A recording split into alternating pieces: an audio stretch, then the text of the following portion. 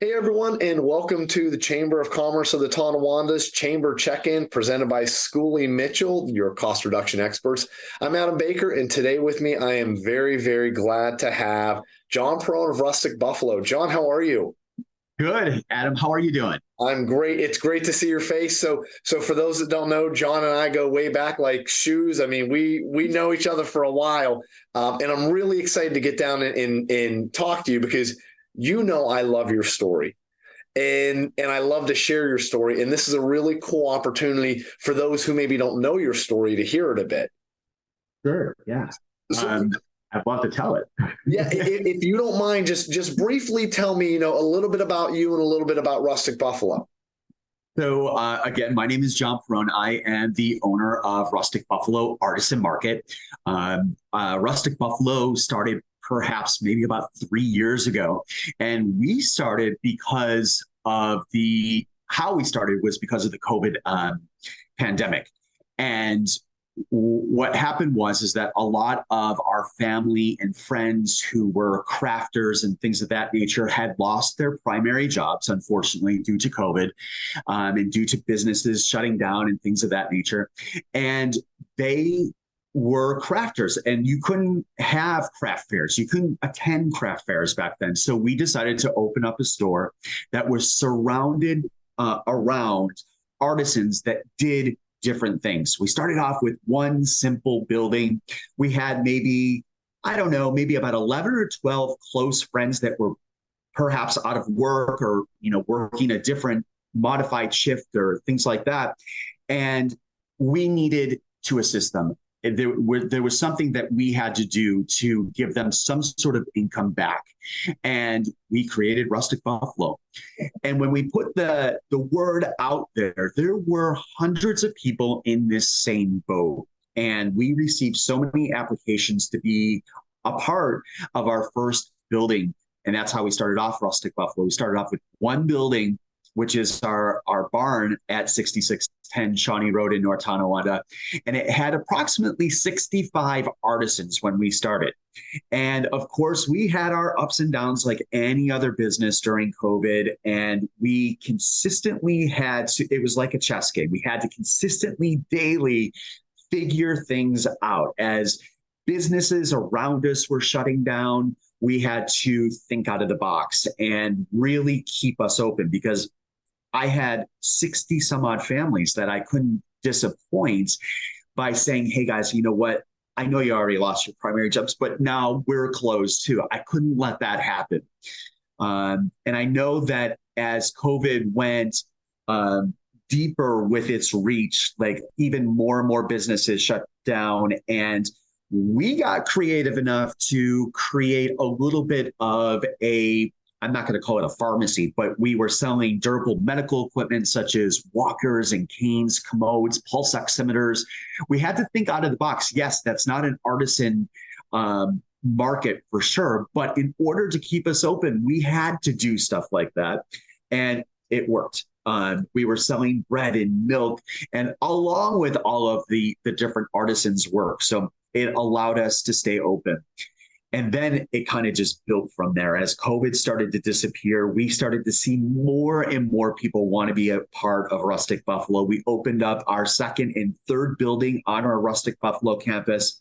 We probably have now close to 131 different small local artisans on our North Tonawanda campus. And we are blessed and humbled by the experience. It's just been an overall great experience. That's great. And so you talk about experience. Visiting the campus is an experience, because you're not just going to shop. And you guys, you have done so much with that it's really, you guys do things, the sip and shops, right? And so you said two things during that story that really, I think, two words that really encapsulate you guys at Rustic Buffalo is creative and giving. Right. You talk about what you did with the creative solutions, what you guys have built out there, talk about those sip and shops a little bit, because that's a very creative concept. Yeah. So our mission and vision, of course, is to give back to the community. And we never knew how that was going to be. We thought, you know what, we'll give a certain portion of our revenue away at the end of the year. But then once we actually sat down at a table, all of us, our creative team, and really thought about it, we thought, let's go big or go home. Let's take Rustic Buffalo on the road. People love Rustic Buffalo so much. Let's take it on the road to different venues across Western New York, but take it to another level where we partner with a non-for-profit organization across Western New York, and we call it a sip-in shop. So it could be themed, it could be a fall sip-in shop, it could be a Valentine's holiday, whatever it might be. We always come up with a creative name and work hand in hand with the non-for-profit organization. But what happens is that customers or attendees will pay $5 to get into the door. Rustic Buffalo offsets that $5 with a $5 shopping coupon. And that original $5 that the customer paid or the attendee paid goes toward the non-for-profit organization. This year in 2023, we have 9 sip and shop functions planned. They are just amazing. They're fun, they're interactive. We bring the community together. And so far, since we have been doing this, and keep in mind, folks, we have not been in business that long. We have given away close to $173,000 for local non-for-profit organizations.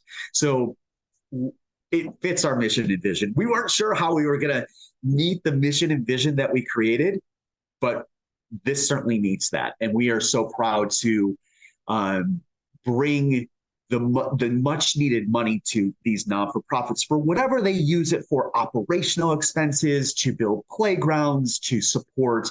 We've done one for Mercy Flights, and we've actually done one for the Chamber of Commerce of the Tonawondas as well. And they're all successful because the people of the community love to support the people of the community. So it's great.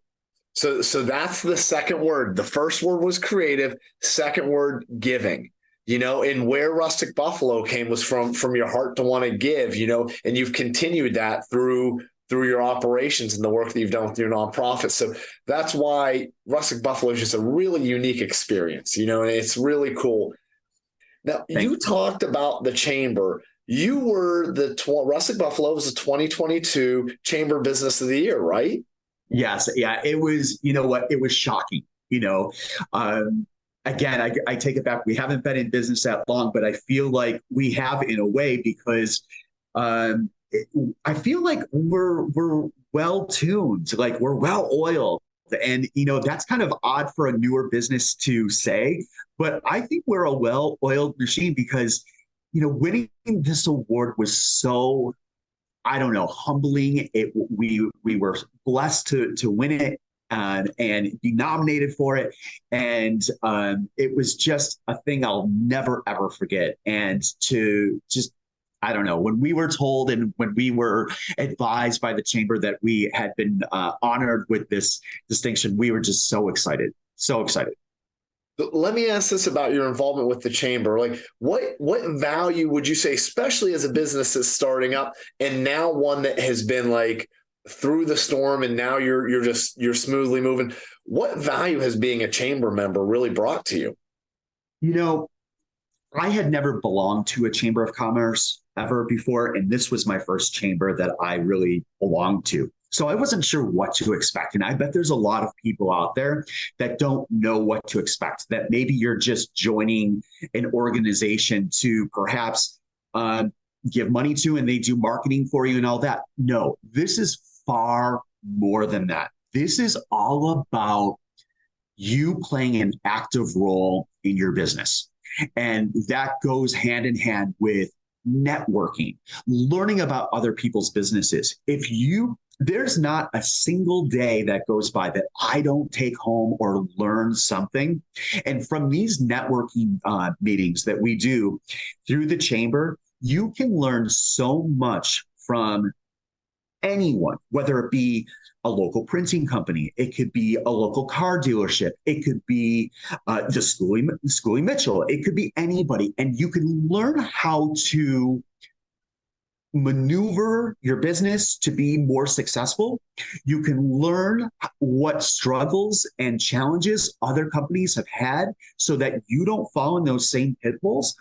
And it's also nice because it brings community together. So like when I see people in the grocery store, and they belong to the chamber, it makes it so much nicer because you have a name, you have a face, you know their story. And the meetings that we do sometimes early in the morning, or sometimes we do after hours meetings, those are fantastic times to really get to know your partners, as I call them, in the community. I look at it as a partnership because you now have a resource for everything. And it's like an inner circle of resources when you belong to the Chamber of Commerce. Now, you hosted a chamber event not too long ago, a morning networking chamber event. If there were a chamber member that said, you know what, John's right, get involved, I want to learn more about it. How did you get to have that event hosted at your location? What would someone do to do that? All you have to do is ask, honestly. I reached out to the chamber, I reached out to Sarah, and I said, hey, I really want to host one of these. Like, I want to play an active role. What do I need to do? She guided me through the exact steps. There was hardly anything to it. Basically, I just had to make sure that I was able to fit a good of like 10 to 12 people for a morning meeting. And all we do is sit down and we talk about our business. We talk about us a little bit, and we listen to the others as well. It's like elevator talk. It's very laid back. It's very casual, but the amount of information that you receive after about an hour of just chatting with everybody is unbelievable. I would highly suggest it, highly get involved. I know that there's hundreds of members that are part of the Chamber of Commerce. I would love to see the networking grow even more, because I think that we could be the solution for each other's problems, for sure, and challenges in business. That's perfect. So you took my next question, is what would your recommendation be for the members? Now, what about for the businesses that aren't members? What would you say to them? You don't necessarily, what I learned is that you don't necessarily need to, your company doesn't necessarily need to be in the Tonawanda area either, right? Yeah. So you could join the chamber. This Chamber of Commerce is amazing. They're very interactive. They're active in the community. If you're going to join a chamber, this is the Chamber of Commerce to join. And my suggestion would be to absolutely join, and you'll get all of those benefits that I kind of just mentioned and more. But if you're not part of it, you need to be part of it, because you will learn so much about your business and all the different resources, all the different people out there that can assist you in being successful. Yeah, it's amazing how you don't know what you don't know. You don't know what's out there to help you. So absolutely. John, thank you so much for joining me for this chamber check-in. As always, it's great to just sit and catch up with you.